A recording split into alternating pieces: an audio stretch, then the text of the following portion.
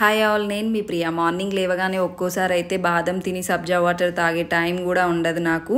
4 స్టవ్ల మీద 4 పెట్టేసుకొని ఇంకా కట్ చేయాల్సినవి కట్ చేస్తూ ఉంటానన్నమాట. 6 to 8 o'clock అయితే నాకు పెనం మీద కూర్చోబెట్టినట్టే ఉంటుంది లిటరల్లీ. ఈ బిజీలోనే మళ్ళీ పాపకి ఊరికే గుర్తు చేస్తూ ఉండాలి, లేట్ అవుతుంది, త్వరగా రెడీ అవ్వు అనేసి. సో ఇంకా ఈరోజైతే రైస్ కుక్కర్ కూడా పని చేయలేదు, స్టవ్ మీదే వండానమాట.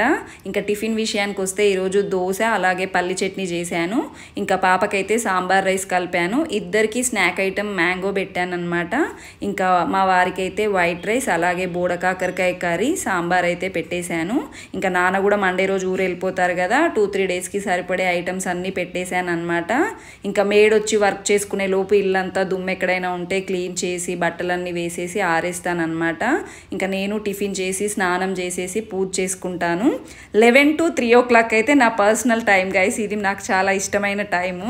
మీ ఇంట్లో కూడా మార్నింగ్ ఇలాగే బిజీగా ఉంటుందా? ఎవరైనా హెల్ప్ చేస్తారా అనేది కామెంట్ చేయండి గైస్. నా లంచ్ అయితే ఇది. Thanks for watching.